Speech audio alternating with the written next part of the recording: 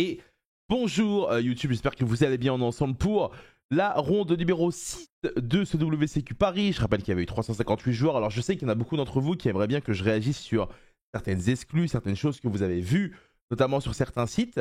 Ne vous inquiétez pas, les vidéos arriveront, l'idée c'est quand même de faire en sorte de montrer un peu de gameplay et recommenter dessus, parce qu'on a quand même eu la chance de commenter un tournoi de 360 joueurs. En parlant de tournoi, ce week-end, n'hésitez pas à me rejoindre sur Twitch à partir de samedi 15h, puisqu'on aura l'YCS de Houston ainsi que l'Italian Open le lendemain. Donc ça va être un énorme week-end de Yu-Gi-Oh! Qui devrait, je pense, se solder, se terminer en apothéose avec l'arrivée de la banlist. Donc voilà, n'hésitez pas à passer. Et sinon, comme d'habitude sur YouTube, vous aurez les vidéos qui devraient arriver au compte-gouttes. Alors vous savez que d'habitude, je fais pas de vidéo le week-end parce que je suis débordé, mais là je vais les tourner en avance vu que c'est des replays de match.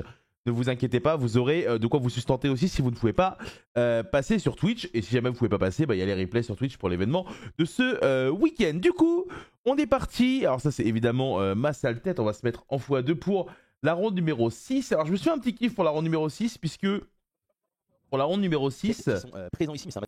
on a du Voiceless. Donc Voiceless Voice qui est un deck qui est actuellement très comment dire, il est pas bon, hein, on va pas se mentir, c'est pas un deck qui peut me faire de gagner des tournois, mais du coup là on avait Thibaut en bas qui était à 4-1 et qui affronte Crystron qui est un des decks les plus budget, les plus efficaces en termes de rapport qualité-prix de la méta. Donc du coup c'est Thibaut qui a gagné le D ici.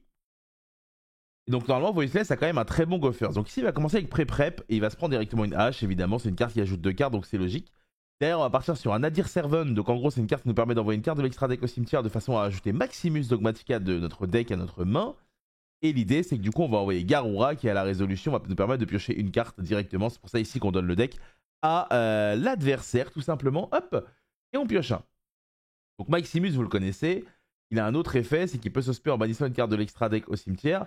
Et il peut forcer les deux joueurs à envoyer des cartes de l'extra deck au cimetière. Mais pour le moment, on va défausser une Saphira. Donc Saphira envoie la magie rituelle et nous permet de récupérer un Soravis directement de la main. Et là, il va déclarer Maximus. Donc Maximus, du coup, son effet, c'est d'envoyer 2 cartes de l'extra deck, en sachant que je crois que le joueur actif commence, puis le joueur... Non, quoique c'est en même temps. En même temps, je dis n'importe quoi. Et donc là, en gros, l'idée, c'est que Thibaut prend le risque que l'adversaire ait potentiellement des cartes intéressantes à acheter, mais lui, il a des cartes qui sont très intéressantes pour lui. Donc ici, on voit que Théo n'a rien, enfin, il n'a rien d'intéressant, tandis que Thibaut, lui, il va envoyer Hérald et la Fée Brigitte des Tri-Brigades. Et la Fée Brigitte, en gros, elle permet de piocher un et de renvoyer un en dessous. Et Hérald, il permet d'ajouter soit une carte magie rituelle, soit une rituelle. Et donc ici, il va prendre Skull Guardian, étant donné qu'il a déjà la Saphira au cimetière qui peut se bannir, faire un rituel. Il va payer le coup avec Maximus, il va invoquer Skull Guardian. Skull Guardian, lorsqu'il a invoqué, il peut tout simplement aller chercher une carte sans voix, donc Voiceless, le deck à la main. Il va aller chercher l'eau. L'eau va être invoquée. Quand elle est invoquée, elle peut placer une carte continue Voiceless depuis le deck. Il va placer barrière. Effet de barrière, on va récupérer Bénédiction des rois du deck. Bénédiction des rois va s'activer. À l'activation, elle permet de reprendre une carte Voiceless depuis le cimetière ou les retirer du jeu dans la main. Elle a un autre effet, la Béné, c'est que quand vous invoquez ou que l'adversaire invoque un monstre, vous pouvez faire une rituelle pendant le tour adverse et cette rituelle ne pourra pas être détruite en combat. Donc là, il décide de passer, du coup, donc il a beaucoup de cartes en main. Le Skull Guardian, on le rappelle, quand il y a l'eau sur le terrain, c'est une carte qui peut annuler une fois par tour et détruire une carte. Et tant qu'il y a l'eau et un rituel, la barrière empêche de cibler les monstres. Donc globalement, ça c'est la prison dans laquelle vous enferme un Voiceless. Et c'est pas simple ici d'en sortir. Donc ici, on va invoquer Tristaros. Donc Tristaros, c'est le nouveau Crystron qui a été créé, enfin qui est sorti récemment. Et en gros, quand l'adversaire va activer une carte, en Quick Effect, on peut invoquer un Crystron de notre deck et directement invoquer par synchro une machine. Donc là, ici, on va activer l'effet de Béné. La Béné nous permet d'invoquer Soravis qu'on a été chercher depuis notre main. Vu qu'il y a un rituel qui arrive, la Lo se déclenche et va s'invoquer. Vu que la Lo est invoquée pendant le tour adverse, elle va pouvoir mettre la piège directement sur le terrain. Soravis a un effet aussi, c'est qu'il peut tout simplement negate un effet de monstre. Il peut tout simplement se bannir un monstre qui est invoqué inhérent, un peu à l'image de Azuruné. En gros, il va se dégager, il va dégager le monstre. Donc là, ici, on a décidé de faire Ash Blossom sur l'effet de Crystron. Puisque je rappelle, le Tristaros disait que si on activait une carte, il pouvait invoquer spécialement du deck et faire une synchro. Et du coup, l'idée, c'est qu'on ne veut pas que cet effet se résolve. Et c'est pour ça ici que Thibaut a fait une hache. Donc derrière, on va activer la magie Inclusion. Donc Inclusion, c'est une carte de magie qui nous permet d'ajouter une carte du deck à la main. On rappelle la faculté principale de tous les monstres Crystron. Et les cartes Crystron en général, quand elles vont au cimetière, elles peuvent se bannir pour faire un effet. Donc là, ici, on va aller chercher directement le Sulfefnir. Le Sulfefnir que vous voyez là, c'est une carte du coup qui s'invoque spécialement en position de défense en défaussant une carte Crystron. Puis on peut détruire une carte sur le terrain qu'on contrôle. L'idée c'est que quand celle-ci est détruite, elle va invoquer spécialement un Crystron depuis le deck. Donc en gros l'idée, le but c'est de l'invoquer SP, la détruire elle-même et derrière de continuer à réinvoquer de façon à la fois avoir des bodies et mettre du board.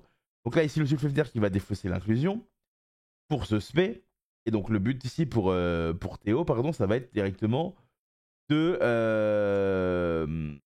comment dire, de pardon, le détruire lui-même. Donc là ici, ça réfléchit, ça va passer. Et donc là l'idée c'est que Théo va détruire directement le Sulféfnir, qui va lui permettre directement d'invoquer un autre Crystron depuis son deck directement sur le terrain. Et ça lui permet ici d'invoquer un des autres Crystrons le plus important, c'est Sulfador. Et en gros, Sulfador, alors je vais faire pause histoire de ne pas vous dire de conneries, parce que c'est un deck que je connais un peu moins. Quand il a invoqué normal ou spé, il peut foolish 2 Crystrons avec des noms différents du deck au cimetière. Donc là, ici, on va décider de faire Skull Guardian sur l'effet de Sulfador. C'est assez intéressant ici le séquencing de Thibaut, parce que du coup, il a forcé l'effet de celui-ci de se détruire et de se spé. Donc il pourra plus être utilisé. Et du coup, il a negate celui-ci. Donc là, comme je vous expliquais, la carte magique Crystron Inclusion, elle va se bannir du cimetière de façon à cibler un Crystron au cimetière et l'invoquer spécialement. Et donc l'idée c'est que voilà, la magie Crystron elle a un effet ici, elle peut avoir un effet au cimetière et donc c'est comme ça que vous allez abuser de votre adversaire. Ici il va invoquer Electelus. Electelus du coup c'est un monstre très intéressant et Thibaut va décider tout simplement de faire l'effet de Soravis et annuler l'invocation. Et donc c'est pour ça que ici Théo va ranger ses cartes, ça va faire 1-0 pour Voiceless Voice qui a totalement démontré ici la force qu'il a en Go First. Maintenant, vous allez voir, est-ce qu'en Go Second, c'est un très bon deck ou pas? Ça, c'est une autre question. Évidemment, qui dit rituel dit deck qui décide des associations pardon, de 2 cartes. Qui dit association de 2 cartes dit évidemment potentiellement des briques. Alors, c'est Théo qui va commencer ici. Et qui va invoquer un Tristaros. Donc on rappelle Tristaros, lorsqu'on active une carte, il peut invoquer spécialement un monstre du deck et faire une synchro directement. Et du coup, il va 7-1 et passer. Donc la main est pas très bonne. Et donc Thibaut ici qui va commencer par une barrière. Donc barrière, c'est une des cartes principales de Voiceless. C'est une carte qu'il faut potentiellement interrupt aussi. Puisqu'on le rappelle, elle permet d'aller tuto n'importe quelle carte. Ici, Tristaros va s'activer pour invoquer spécialement un monstre. Et ça va lui permettre de faire directement une synchro pendant le tour adverse. Ici, le monstre qu'il va invoquer, c'est le Dragster FA. Le Dragster FA, il est très intéressant parce qu'une fois par tour, il peut réduire son niveau de 2 pour annuler l'activation d'une carte magie et la détruire. Un deck comme Voiceless qui joue beaucoup de magie, ça peut être intéressant. Ça marche également sur une magie qui est déjà là. Donc c'est vraiment très bien. Ici, malheureusement, cette action ici du côté de Théo joue parfaitement dans le deck de Thibaut, puisque du coup, il va activer Pourfendeuse. Et donc, Pourfendeuse empêche l'adversaire de répondre avec une carte magie. Et il va envoyer directement Herald. Et là, on va activer un Scolding qui va permettre de payer 3000 pour annuler l'activation. Donc, évidemment, on n'a pas le droit de répondre avec des effets de monstre, mais on peut répondre avec des effets de magie piège. Ici, malgré tout, Thibaut ne va pas faire -1 en termes de CA, puisque son Herald va s'activer au cimetière de façon à aller chercher n'importe quel rituel ou n'importe quel monstre rituel. Il va prendre la prière du monstre sans voix. Il va tenter de l'activer ici. Le Dragster va negate. Et donc derrière, il va activer l'effet de la barrière de façon à aller chez Saphira. Saphira va lui donner accès potentiellement à une deuxième invocation rituelle. Voilà, puisque du coup, en la défaussant, on envoie directement la magie et on va chercher du coup le monstre rituel de notre choix sans voix. Il va prendre Soravis. Il va y avoir une Lancea en réponse qui va être activée. C'est assez intéressant. Je me rappelais pas qu'il avait sidé Lancea contre Voiceless. Et du coup, en vrai, c'est plutôt rigolo. Donc ici, on va invoquer une Lo. Lo devrait placer, du coup, j'imagine, la Béné, parce que c'est le seul moyen pour nous de faire une rituel. Effet de la Béné, on va pouvoir reprendre une carte depuis le cimetière. Ok, non, il va le faire comme ça. Donc il va faire un Almirage. Vu qu'il y a un monstre qui a été invoqué, il va activer l'effet de la Béné directement. Ah non, pas du tout. Il va activer l'effet de la Béné pour reprendre l'eau. Derrière, il va faire un Garnat de sécurisation. Et là, à l'invocation du Garnat de sécurisation, du coup, il va activer l'effet de la Béné et utiliser l'eau comme un coup pour son rituel et invoquer Gardien du Crâne. Étant donné que l'eau est au cimetière, elle peut revenir. Et donc, Gardien du Crâne devient une negate ici directement. Donc, Gardien du Crâne va aller chercher le Papy. Le Papy, il est également très intéressant puisque du coup, il peut s'invoquer SP en renvoyant 2 cartes Voiceless, dont une prière. Non, 2 cartes magie, pardon, dont une prière depuis le cimetière dans le deck. Il a 2600 points d'attaque et en plus de cela, pendant le tour adverse, quand l'adversaire active une carte, il va pouvoir directement,